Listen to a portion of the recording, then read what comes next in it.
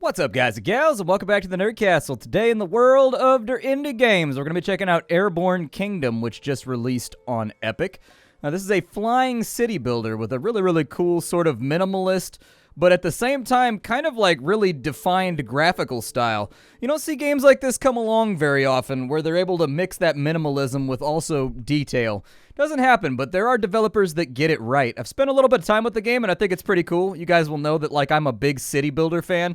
I play a lot of city builders. I enjoy city builders, especially when they're a little bit like arcadey, or they've got like a bit of a colony management dwarf fortress bent to them. And this is another one to keep an eye on, just in case. So if after watching this video you wanted to get the game for yourself, I'll have a link for you down below. It's going to be next to my Twitter, my Twitch, my Discord, and my socials. The Discord is especially cool. We got rooms for everybody around there. If you want to talk about your car, you want to talk about your PC build, you want to talk about games, music, whatever, we got a room for everything. I also ping it whenever I go live on Twitch, so it's a great notification system to be a part of if you don't want to miss a live stream. So anyways, let's dive on in. We're going to spend about 25-30 minutes with Airborne Kingdom, see if it's something you wanted to add to your wish list or keep on your radar or otherwise pass on, and I'll be giving you my thoughts along the way. Let's go ahead and dive on in. In a bygone age, a kingdom existed like no other.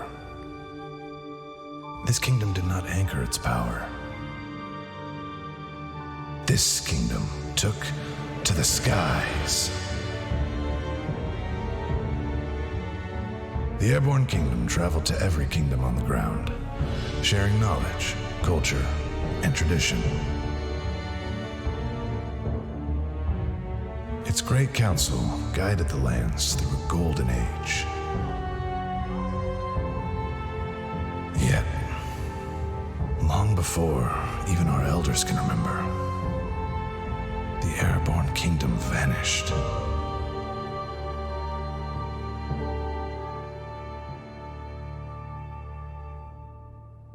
The people sought to continue their harmony, but self-interest began to overrule. The land's 3 regions slowly isolated. Trade, travel, connections all unwound.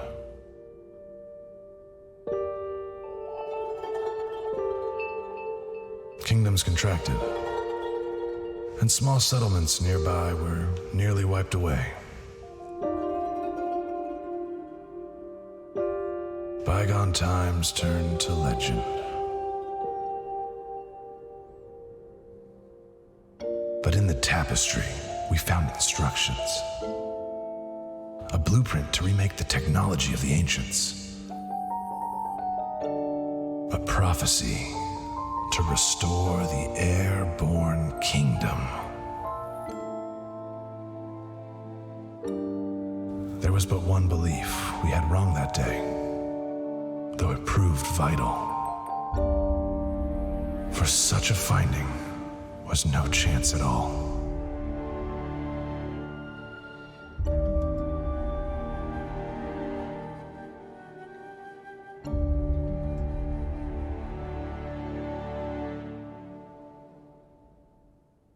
So here we are.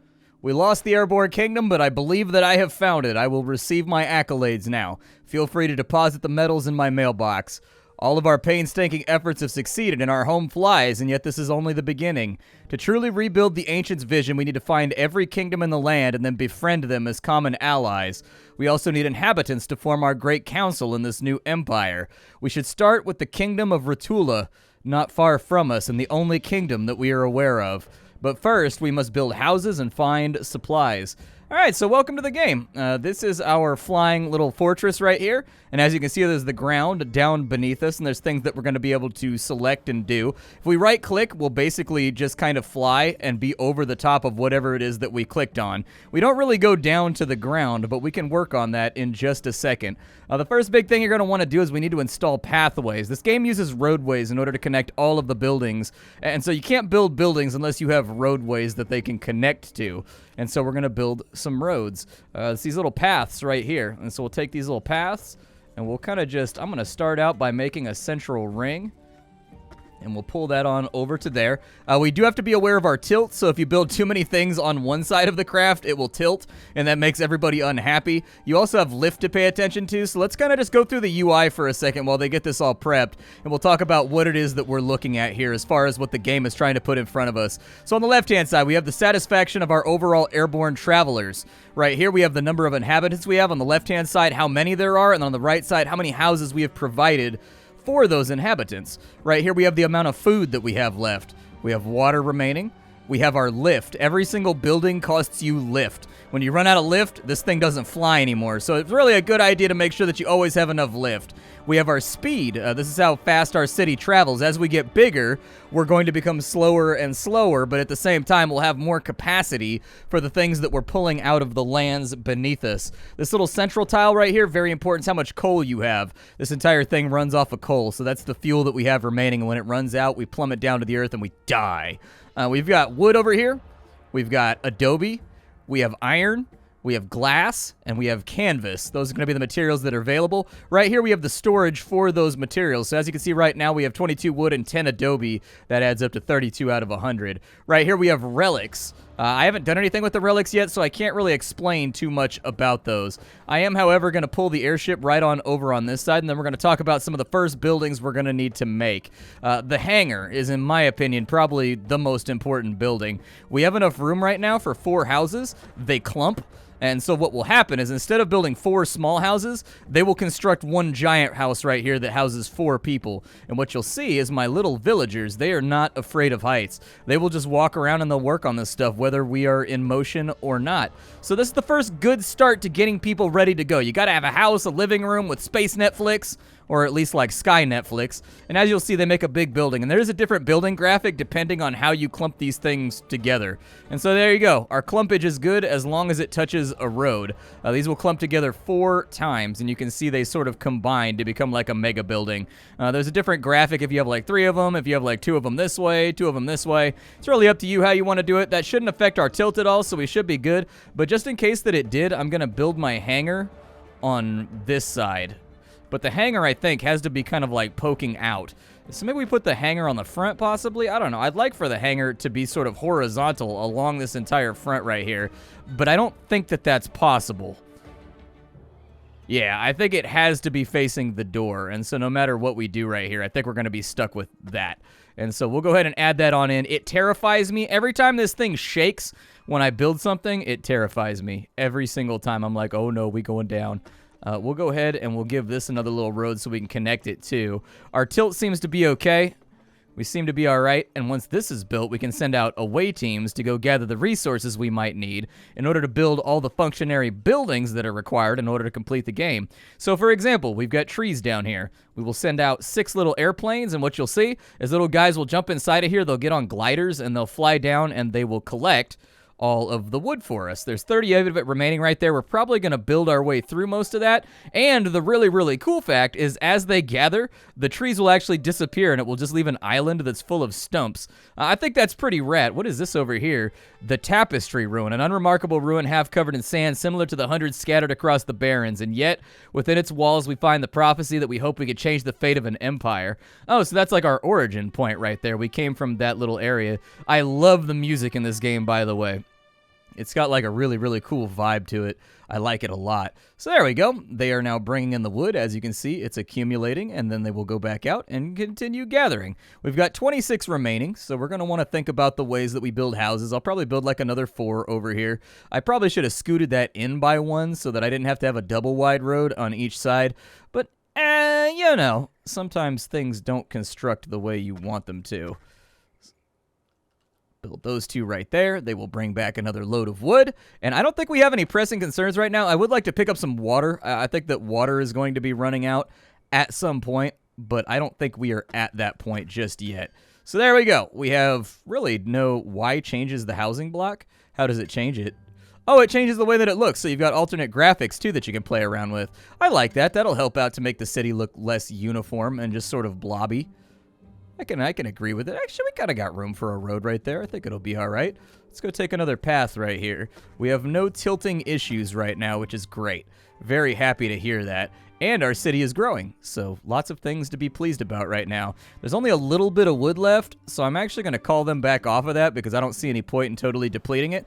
And then we'll move on to this next island over here because we need water. Our water is dipping dangerously low right now, so I'd like to pick up a little bit more water. Looks like there's 59 of it right here. One thing I really like about this game is that there's numbers on the ground that tell you how many of every resource that there are. Like, that's really cool. Like, we know that there's 59 water here. We know that there's 32 trees right there. That's a nice little tactile thing that they've done for the players so that you aren't constantly clicking on things to check resource amounts. Let's go ahead and we'll send 6 people out to gather water until we're all nice and full up.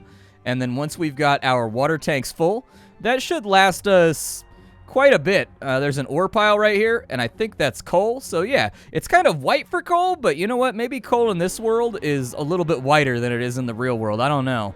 Now, you guys go down, gather some water. I love how animated these little planes are, how they go up and down, and then they land on this little chute right here, and they launch from a little tunnel right there.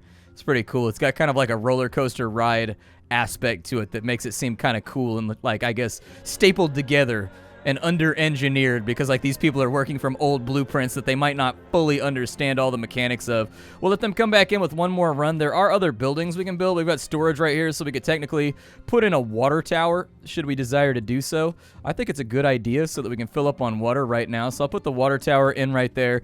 It's saying that I need another housing block. And so I'm going to put a housing block in right there so that everyone has a home and everybody can feel kind of like welcome in this area that we're living in. The water tower should be up and ready to rock very, very shortly so that we don't have like too much of a surplus of water. I think it'll increase it by like 30 maybe, I'm pretty sure. I don't know. I didn't eyeball the numbers too hard when I was doing my test play. But anyways, you always need more water, okay? People need to be hydrated. It gives us 25. Very nice. So a little bit of extra space to hold on to the things we might be desiring right now. How are we doing on water over here? We've got 31 remaining. Go ahead and, yeah, pull that forward right there. That's fine by me. With the 31 water remaining, that should allow us to fill up all of our tanks to a satisfactory level. And we don't have to worry about leaving any of our workers behind. They're going to catch up and they're going to fly, and it doesn't really matter. There doesn't seem to be any range on the gathering, so you can keep on trucking while you wait for them to get the job done. There's a city right there. There's berries or something right there, so that's probably food. And then we've got some more trees right here. I would like to fill up on trees. I think that should probably be our last run right there. So I'm going to go ahead and call them off. The ones that are coming back, they can drop off what they have, and then we'll send them back on down to go get some trees. And then I'm going to pull forward to like right here above this city. And then we'll gather some coal while we're here too, just to make sure that we've got enough. Do I have access to like a coal silo or anything? Food silo, warehouse. So greater storage allows us to travel further. So that's for all construction resources. Good to know. Inside the basics, we can make an academy if we can get 30 trees together, which I think would be pretty rad. Pretty excited about that. That's going to allow us to research and get new buildings and kind of expand our tech tree and have more stuff available for us. I'm going to let them get all the trees right here for right now. I'm not going to hesitate too much. And in fact, it looks like we can speed up the game a bit too while we poach all these resources. Got 10 trees left. Sounds good. Chop down that entire forest. We're going to completely and totally annihilate this one. It's probably bad for the environment, but you know what? We're building flying cities now. We have no need of Earth any longer. All right, so it's been chopped and replanted. It will be back with time. That's given us 29 wood right here, which we can absolutely play around with. How big is the academy? Hey, it fits. I'm so happy that that's the same length as the two buildings that I put right there. I was a little bit worried about it. The only reason I haven't built this connecting road right here is because I'm not sure if we're going to have anything sticking out. I'm going to have to make like a zigzaggy road over here. So there is our research tower. Very nice. Now that we've built an academy, we can start to research new technology. Researching is how we make ground technology and adapt it for use in the skies. So we can get an Adobe kiln right here, which will be researched in 2 hours. It looks like we have a lot of trees, so we can increase our speed. It looks like we can regain resources while moving and destroying buildings. We can increase our coal storage by 100%. I think that's a great idea, so that's exactly what I'm going to do for right now. We'll get them started on it. How many people have to work here? We have 5 assigned. So we only have 4 idle workers right now. Kind of a bummer, but I think I can live with it. Let's go ahead and I'll send 2 out over to there. And then I will send 2 out to go gather coal. And now we have no workers remaining. And when we're all full up on coal and we are all full up on food, then we will consider what it is that we want to do next. Alright, so it's been about an hour. Not in real life time, in game time. Let's see what's up with this settlement. We approach a hovel on the edge of nowhere. Some settlers may wish to join us and leave the land's toil behind. We can look for migrants. Yeah, let's do it. A few of the settlers seem intrigued by our vision, but they want assurances that they're leaving for a happier home. Okay.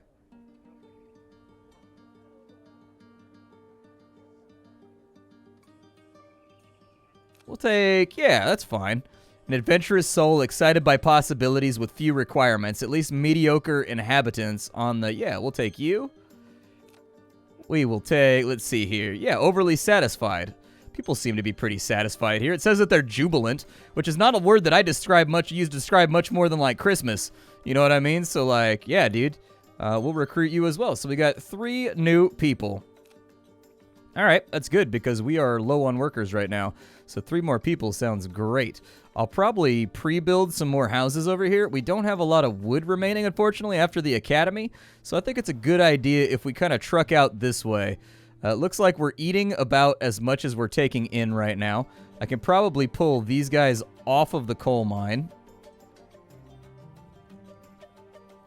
The food seems to be okay as well, so we'll pull them off the food right there. What is that, a clay deposit? There's 14 clay over here. We could definitely use the clay. We don't have a kiln to really do anything with the clay just yet, but I'll do something about that.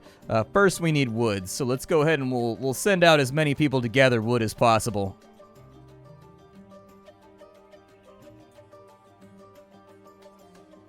Come along. Gather my woods. Yeah, there you go. They're pretty good at, like, gripping wood around here. It's something that we excel at. That's why all my people are so jubilant. You might be asking, why is everybody so jubilant? Because we're all good at working some wood. Now that we have, like, 12 more wood on the way, I'm going to build the housing blocks over here and just kind of, like, get those rocking. I want it to be a solid 4 block. So, like, I'm going to build an extra house just in case we pick up more people at some point. They're probably going to get a little bit less happy as time goes along, but they should pop right up on into jubilant as soon as we build a house for them. I don't have anyone gathering anything right now, which I probably should. There's a coal deposit down there, another coal deposit right there. Let's maybe think about... I thought I saw something over here, too, didn't I? A relic ruin. Yeah, send a worker. Send somebody over there to go see what that is. We will gather up some of this clay for right now. And I'm actually curious to see what's going to happen with that ruin right there. I think that's our intrepid explorer right there who's flying on over to see if he can find it. I love the minarets on top of the buildings and everything else, too. Really cool look. 2 relics were found in a nearby ruin. Very nice. And it occupied time while we completely and totally depleted this clay on this side. Where does the clay get stored, out of curiosity? Because we don't have, like, anything for clay right here. So is clay just kind of like a free resource that we don't need to track? Like, I assume we're going to need to know that we have clay at some point. Our research isn't going to be done for a little while. I kind of feel like I should have prepped for Adobe first. Let's go ahead and get this thing moving. We'll go on over to here and just keep an eye on what we can keep an eye on. I love, like, sort of the exploratory aspects of this game. Fluorescent ponds. A number of small ponds glow with strange colors next to a small abandoned settlement. The source of the pigment is a mystery, but it looks like we can change the color of our buildings with these new dyes. Nice.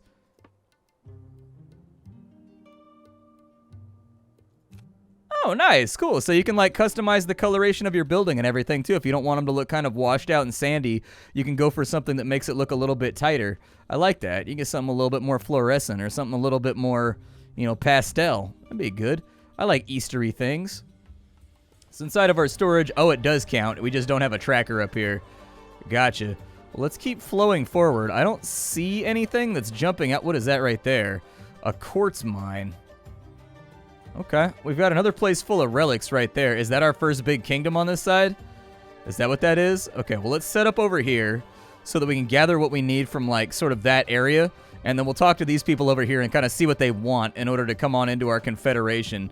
They have a massive pool of water right here next to their kingdom, so obviously they're doing well.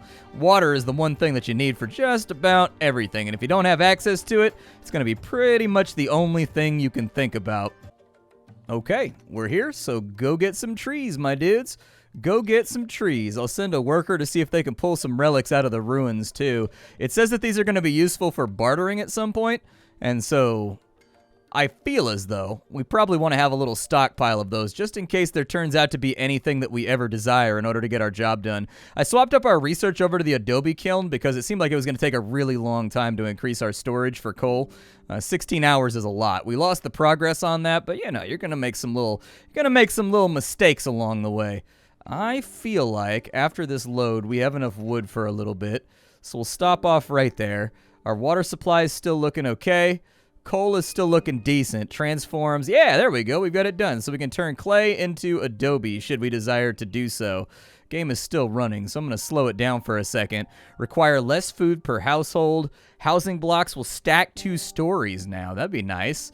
25% less water per household. We can get available planes up to 8. We can gather faster. We've got our maximum speed increase right there. What other fun things are in this area? We can increase the efficiency of the kiln. Okay, we can go for more storage, so that'll increase us by 25% right there. Takes 8 hours. For lift, we don't have anything. Propulsion and desires, we don't have anything either. But it seems like there's going to be a fairly large amount of things to research as we go through the game. I'm going to go for the increased storage space real quick while we're here. Let's go ahead and pull on over, and we'll see if we can kind of convince these guys that we mean them no harm, and that we are not a threat, and that we're not going to do anything bad to nobody. Let's see. Where's my charcoal kiln at, by the way? So what's this going to cost me? 15 trees? Oh, they don't like it to be near the houses. It upsets them. Okay. Good to know. If I put this over here, it's going to cause some tilt.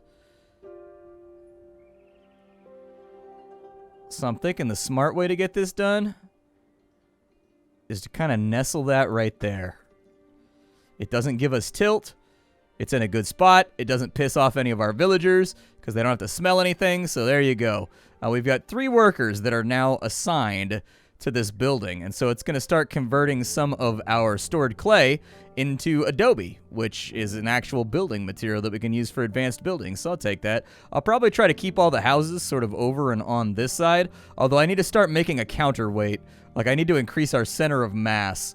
So, like, I'm probably going to build buildings a lot more centrally from now on, just to make sure that, like, the sides don't end up flipping us over. What do these guys have to say?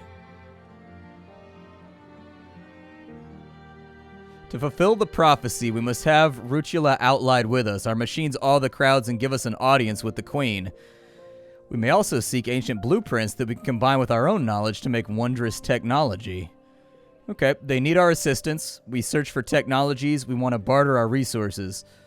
What quest do they have? They want our assistance for an important task. The Queen tells us that the Great Conservatory is in ruin. If only we could find the resources and lend some of our workforce to its reconstruction. Completing these requests is the first step towards regaining the kingdom's trust and will eventually reconnect them together to establish the prophecy once more. We need Adobe to get that done. What kind of blueprints do they have?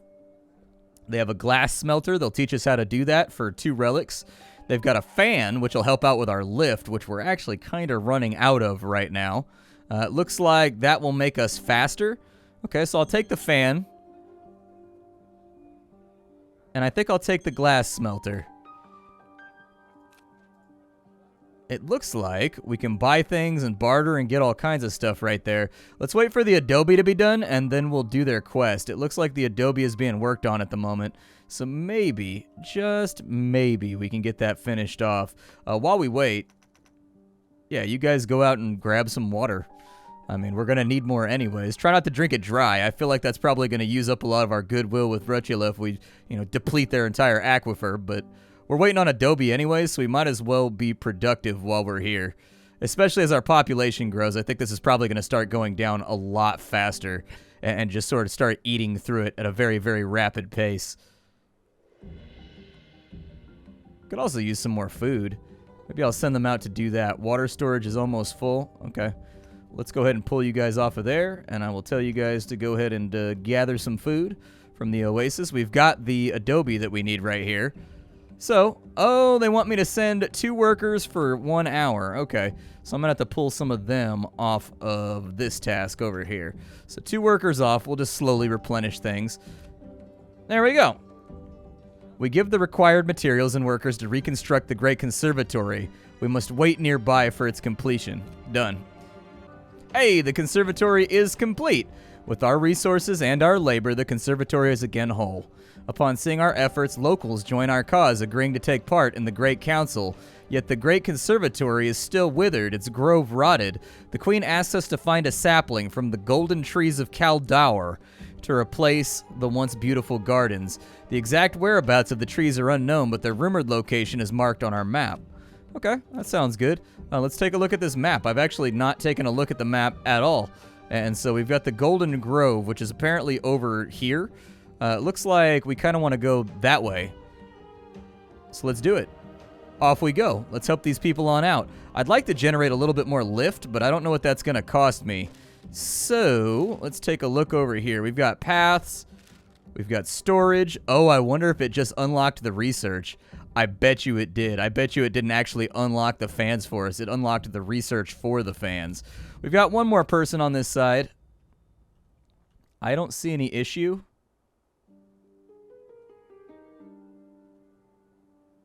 With slapping in another home over here. There we go. I'm going to try to build all of our buildings that make people upset on the back side over here, going outwards, and then I'll probably try to put lift on the front, I guess. Yeah, send a worker over to the relic ruin. Why not? Sounds like a plan to me. Hopefully there's coal on this side. There's no... Oh, we got 3 relics from that ruin right there. Very nice. We've also got a food supply. It looks like there's a crystal mountain over here. We've got trees. Hey, our warehouse is done. Nice. Okay, so lift. Yes, I would like to research how to make a fan, please. That would please me greatly, and it'll be done very, very quickly, so I don't think it's going to be too hard of a task. And we've got some berries over here. It looks like there's another relic right there. There's also a small village. We might be able to pick up some more workers on that side.